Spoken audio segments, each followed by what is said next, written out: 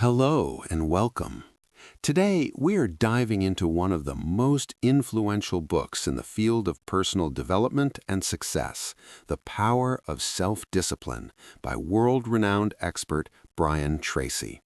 This is not just another book. It is a complete roadmap for anyone seeking true success and lasting happiness. Have you ever wondered what the real difference is between highly successful people and everyone else? Is it talent, intelligence, luck? After decades of study and training millions of people around the world, Brian Tracy gives us the clearest and most powerful answer. The difference is self-discipline.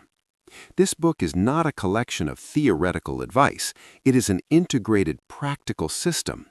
Brian Tracy, the best-selling author of Eat That Frog, presents 21 practical ways to develop self-discipline, which he believes is the master key that unlocks every door to success and happiness. The book's subtitle says it all: No excuses. This phrase alone captures the essence of the entire book. It is a call to abandon every justification we create for ourselves and to take full responsibility for our lives.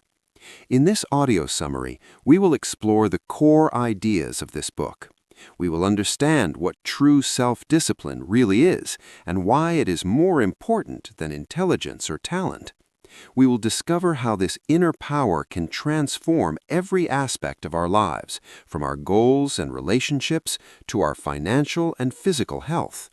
We will talk about how to build this powerful habit step by step and how to overcome the internal and external obstacles that stand in our way. Our goal is to turn this book from theoretical knowledge into a practical way of life you practice daily. Get ready for a journey that is both motivational and deeply practical. Let's begin. Chapter 1. The Essence of Self-Discipline. Let's start with the basics. What is self-discipline really? In our modern culture, one might picture a dry, stern person who deprives themselves of all life's pleasures. But Brian Tracy offers a completely different definition. For him, self-discipline is the ability to make yourself do what you should do, when you should do it, whether you feel like it or not. This definition is simple but profound. It is about the ability to delay immediate gratification for a greater gain in the future. It is the difference between the person who eats the candy now and the person who prioritizes their health and ideal weight. It is the difference between the person who watches television in the evening and the one who invests those hours in developing their skills or building their business. Tracy emphasizes that self-discipline is actually the highest form of self-respect. When you keep the promises you make to yourself, you send a powerful message to your subconscious mind that you are a trustworthy person. This inner confidence is the foundation of all personal power. Conversely, every time you fail to follow through on your decisions, you undermine your self-confidence and weaken your character. One of the most important points the author makes is that self-discipline is a skill, not an innate trait. We are not born disciplined or undisciplined. It is like a muscle. The more you exercise it, the stronger it becomes.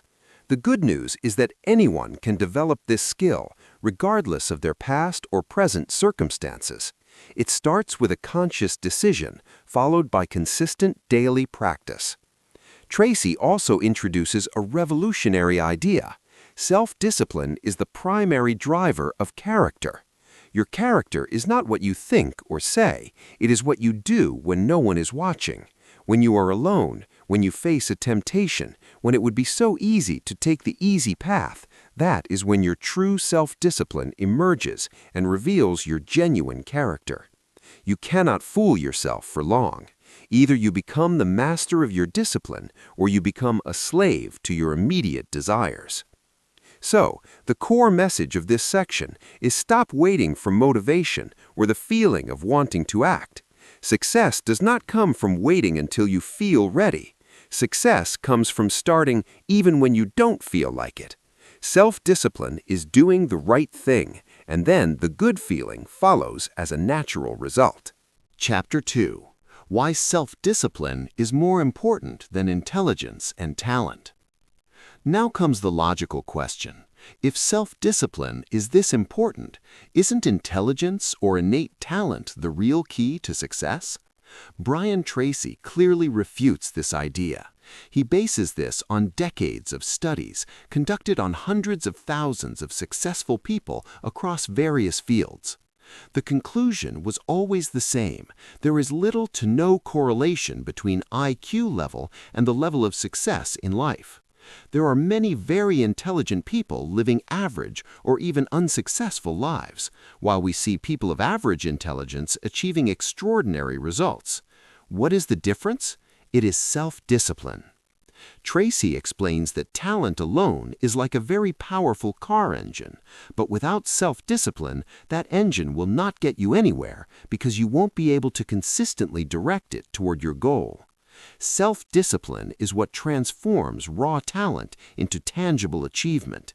It is the fuel that makes the car go and the steering wheel that sets the direction. The author gives a wonderful example.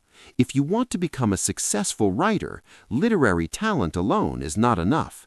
What matters most is your self-discipline that makes you sit down to write every day at the same time for a set number of hours, even on days when inspiration does not strike. Success in writing, as in other fields, is 10% inspiration and 90% perspiration, and that perspiration is the result of self-discipline. As for intelligence, Tracy says that emotional intelligence, EQ, and the ability to control oneself are far more important than cognitive intelligence. A person with high emotional intelligence can manage their emotions, control their impulses, and think before acting. These are all manifestations of self-discipline. In the end, true success is cumulative. It is the sum total of all the small decisions you make every day. Every time you choose to do the hard thing instead of the easy one, and every time you stick to your plan instead of being swept away by your momentary desires, you add a brick to the edifice of your success. These small decisions repeated day after day are what make the huge difference between one life and another. And self-discipline is the guarantee that enables you to keep making these right decisions consistently. Chapter 3. Self-Discipline in Goal Setting. Now that we understand the value of self-discipline, how do we start applying it? The first and most important area to practice self-discipline is goal setting. Brian Tracy, an expert in this field, says that 97% of people have no written, clear goals. Consequently, 97% of people live the lives of others, not their own. Self-discipline in goal setting begins with one simple but powerful step. Sit down and write your goals. Do not just think about them or wish for them. Write them down. This act alone is the first manifestation of self-discipline. It brings your dreams out of the realm of imagination into the realm of tangible reality. Tracy presents the 7-step method for goal setting, one of his most famous contributions. Decide exactly what you want. Be specific. I want to be rich is not a goal. I want to earn $500,000 annually by a specific date is a goal. Write it down. As we said, writing makes it real and binding. Set a deadline. The deadline creates urgency and activates your subconscious mind. If it is a long-term goal, break it down into milestone goals with their own deadlines. Make a list of everything you will need to do to achieve it. Write down every step, every skill, every resource you need. This breaks the big goal into small, manageable pieces. Organize the list by priority. What is the most important thing to do first? What has the greatest impact? Organizing priorities is another form of discipline. Take action immediately. Do not wait for perfect conditions. Start with one step, any step, now. Discipline is starting despite the uncertainty. Do something every day that moves you toward your major goal. This is the golden rule. Reading for 30 minutes a day in your field, contacting one new customer a day, exercising for 20 minutes a day. The power lies in daily consistency. Here, true self-discipline emerges, not just in setting goals, but in committing to this small daily activity. On days when you are tired, busy, or unmotivated, this is where self-discipline comes in to make you perform that small action. And these small actions, accumulated over months and years, are what move your life from ordinary to extraordinary. Chapter 4. Self-discipline in time management. Time is the only resource equally distributed among all people. Everyone has 24 hours in a day. The difference lies in how people use that time. Self-discipline in time management is the ability to focus on the most important tasks and avoid being swept away by less important or trivial ones. Brian Tracy in this section returns to his famous principle from Eat That Frog. If you have to eat 2 frogs, eat the ugliest one first. In other words, identify the most difficult and most important task on your list, commit to starting with it at the beginning of your day, and do nothing else until you finish it. This requires immense self-discipline. Your mind will resist this challenge. It will look for anything easier to do, checking email, browsing social media, organizing your desk. Self-discipline is saying no to these small temptations and sitting down to swallow the frog first thing. Another powerful tool the author presents is the 80-20 rule, or the Pareto principle. It states that 20% of your actions are responsible for 80% of your results. Self-discipline means spending your time identifying that 20% of high-value tasks and then dedicating most of your time and energy to doing them. This also means being disciplined enough to minimize the time spent on the 80% of tasks that contribute only 20% of the results. How do you practice this discipline practically? Daily planning. The discipline to plan your day before it begins. The best time to do this is the night before. Writing a task list for the next day allows you to start your day with immediate focus. Setting priorities. Use the ABCD method. Categorize your tasks as A, tasks you must do with severe consequences if not done. B, tasks you should do but with lesser consequences. C, tasks that are nice to do but have no consequences. D, tasks you can delegate to someone else. E, tasks you can eliminate entirely. Discipline is starting with the A tasks and doing nothing from other categories until they're complete. Avoiding distractions. Self-discipline is the ability to work for long hours without interruption. Turn off your phone, close the door, focus on one task at a time. Multitasking is the enemy of focus and productivity. Ultimately, time management is not just tools and techniques. It is, at its core, a matter of self-discipline. It is the ability to take control of your life and not let external circumstances or internal whims control you. Chapter 5. Financial Self-Discipline. One of the biggest sources of stress and anxiety in people's lives is money.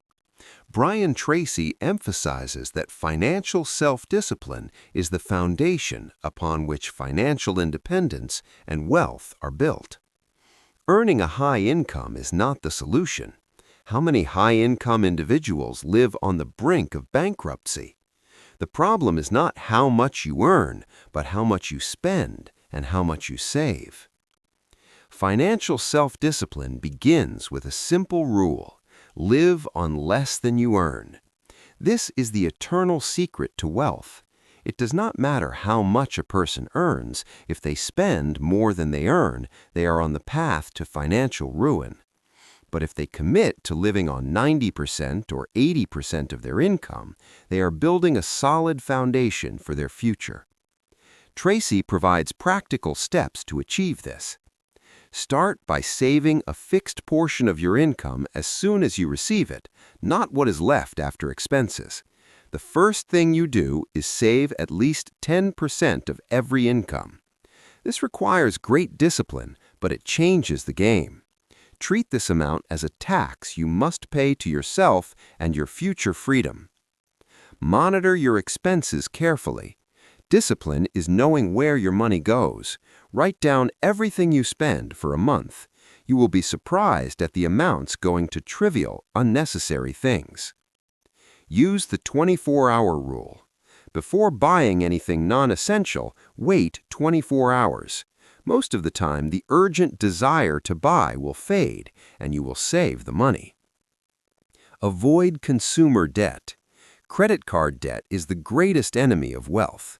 Discipline is using credit cards only when you are able to pay the balance in full at the end of the month.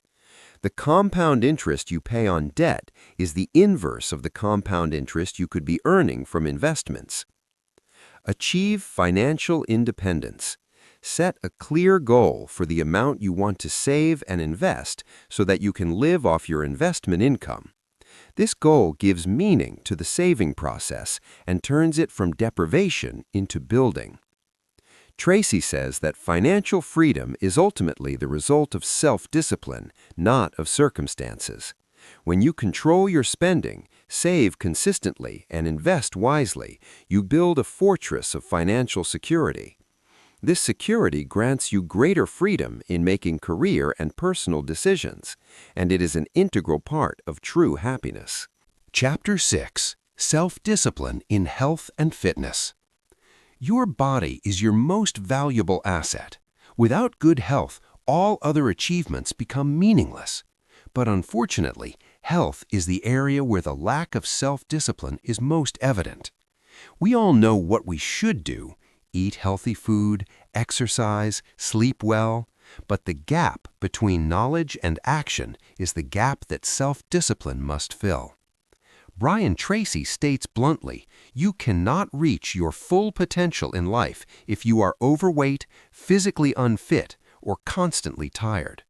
Good health is the foundation of energy, confidence, and optimism. Self-discipline in this area begins with a conscious decision to become the best physical version of yourself. This means discipline in eating. Committing to healthy eating is not easy in a world full of fast and processed foods. Discipline means planning your meals in advance, avoiding sugar and processed foods, and drinking enough water. It is not about deprivation, but about consciously choosing what enters your body. Discipline in exercise. You don't need to become a professional athlete. It is enough to exercise for at least 30 minutes 4 to 5 times a week. The key is consistency. Discipline is exercising even on days you don't feel like it or when you are busy. Make your exercise appointment as important as any other non-cancelable appointment. Discipline in sleep. Adequate, regular sleep is the foundation of physical and mental health. Discipline means going to bed and waking up at roughly the same time each day, and creating an evening routine that helps you relax and sleep deeply. Tracy mentions that practicing self-discipline in health has a positive ripple effect on all other areas of life.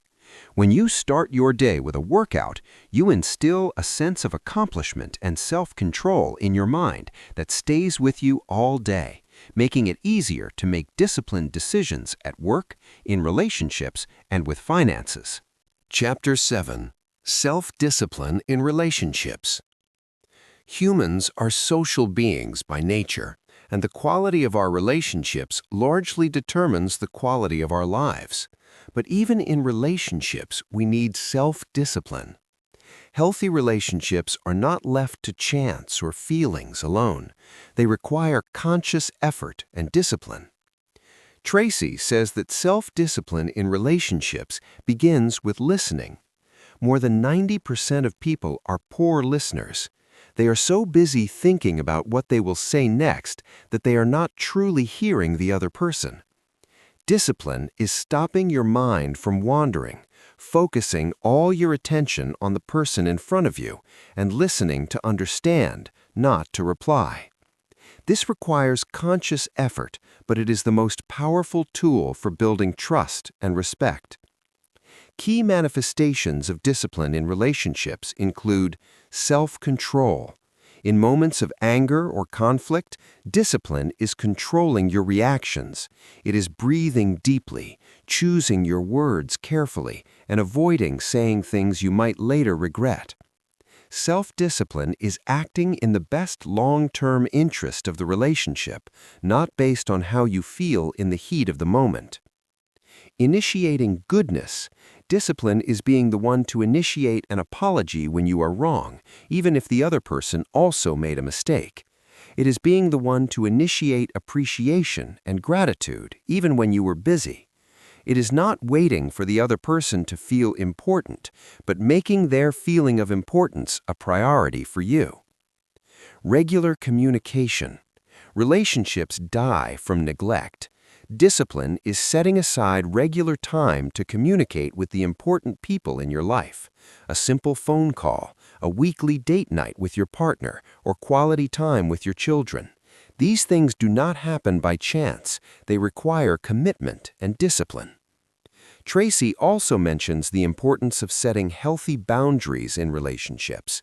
Self-discipline is saying no politely but firmly to people who exploit your time or energy, and surrounding yourself with positive, supportive people.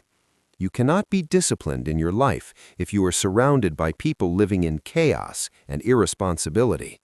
Good relationships are those that push you to be better, not drag you down.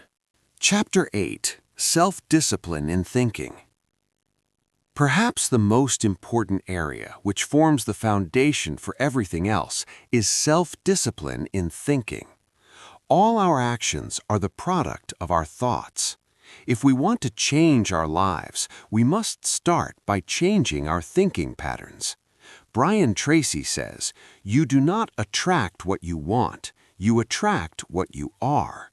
And what you are is the product of your dominant thoughts." Self-discipline in thinking means thinking about what you want, not about what you don't want. Most people spend a lot of time thinking about their problems, their fears, and things they don't want to happen. The mind cannot process negation the same way. If you say, "I don't want to be poor," your mind focuses on the word poor. Discipline is constantly thinking about your goals, what you want to achieve, about solutions, not problems. Constructive positive thinking. Positive thinking is not naivety or denial of reality. It is a conscious choice to focus on the bright side, to look for the opportunity in every challenge, and to believe in your ability to overcome difficulties. This requires discipline because the mind naturally tends toward negative thinking, the negativity bias. Taking full responsibility. One of the most powerful forms of mental discipline is giving up the habit of blaming others or circumstances. Discipline is saying to yourself, "I am responsible. If something is wrong, it is my responsibility to fix it. If something is missing, it is my responsibility to provide it." This thinking transforms you from a victim into an active player in your life. Long-term thinking. Disciplined people think about the future. They are willing to sacrifice present pleasure for a greater future gain. For every decision you make, ask yourself, what are the likely long-term consequences of this decision? This question alone is a powerful exercise in mental self-discipline. Tracy invites us to practice ideal thinking. Sit with yourself and ask, if my life were perfect in every area 3 to 5 years from now, what would it look like? Imagine it in the greatest detail. Then compare your ideal vision to your current life. The gap between the two is your roadmap. Self-discipline is starting to close that gap, step by step, day by day. Chapter 9. Overcoming Internal and External Obstacles. On the journey to building self-discipline, you will inevitably face obstacles. The most significant of these is fear. Fear of failure, fear of rejection, fear of loss. This fear is the primary enemy of self-discipline. Tracy says fear is a natural emotion, but it is not reality. Most of the things we fear never happen. To overcome fear, he offers a practical strategy. Confront it immediately. If you are afraid of something, do it. Every time you confront your fear, its power over you diminishes. Self-discipline is acting despite the fear, not in its absence. Courage is not the absence of fear, it is the ability to act in its presence. The second obstacle is procrastination. Procrastination is a temporary habit reflecting a temporary breakdown in self-discipline. Its favorite method for killing self-discipline is the rule of "I'll do it later." To combat procrastination, we return to the eat the frog rule. Start with the hardest task immediately. Once you start, most of the stress and anxiety associated with it disappears. The third obstacle is distraction and veering off course. Even with the best intentions, you will face temptations and distractions. This is where affirmations come in. Self-discipline is constantly reminding yourself of your goals and your reasons. Write your goals and put them in front of you. Repeat phrases to yourself like, "I am a disciplined person. I am in control of my life." These phrases, when said consciously and repeatedly, reprogram your subconscious mind and strengthen your resolve. The fourth obstacle is the environment. It is very difficult to be disciplined in a chaotic and unsupportive environment. Discipline is controlling your environment as much as possible. Clean your desk, clean your home, stay away from sources of distraction, and stay away from negative people who do not believe in your abilities. Surround yourself with positive, disciplined people because self-discipline is also contagious in a good way. Chapter 10. The Power of Habit. We now reach the core of the book. How do we make self-discipline an integral part of our being? The answer is by turning it into a habit. Brian Tracy says that 95% of our feelings, thoughts, and actions are the result of habit. We are creatures of habit. If self-discipline is difficult at first, it is because it is a new habit trying to replace old ones. Forming a new habit goes through 3 stages. The trial stage, the first 21 days. In this stage, everything is hard. You have to push yourself forcefully and consciously to perform the new behavior. You will face strong resistance from your mind. The key here is consistency. Do not miss a single day. The stabilization stage, the second 21 days. After 21 days, the new behavior begins to become a little easier. You no longer need the same level of conscious effort to start the action. The automation stage, the third 21 days. After about 60 to 90 days of continuous practice, the new behavior becomes an automatic habit. You don't need to think about it, you just do it automatically, like brushing your teeth. The real challenge is in the first days. Self-discipline is committing to the new behavior for at least 21 days without excuses. If you slip up one day, do not blame yourself, but ensure you do not miss 2 days in a row. Getting back on track quickly is the key to success. Each new habit you create is a small victory. These small victories build your self-discipline muscle and increase your self-confidence. When you succeed in committing to one habit, it becomes easier to commit to another, and so a chain of successes begins that completely transforms your life. Conclusion. No excuses. We return now to the book's subtitle, No Excuses. This phrase is the summary of everything we've discussed. It is a call to take full responsibility. In the end, everyone has dreams and aspirations. The difference between those who achieve them and those who do not is simply excuses. Unsuccessful people are experts at creating excuses. Excuses about their circumstances, their upbringing, their lack of money, time, or education. Successful people, on the other hand, do not waste their time on excuses. They recognize that life is not always fair and that there are always obstacles, but they have the self-discipline to focus on solutions and move forward despite everything. Brian Tracy concludes his book with a powerful message of hope. Self-discipline is the key to success and happiness, and it is within everyone's reach. It does not matter where you start, and it does not matter what your past is. All that matters is the decision you make today. The decision to take control of your life, to set clear goals, to manage your time wisely, to take care of your health, relationships, and finances, to control your thoughts, and to commit to turning self-discipline into a daily habit.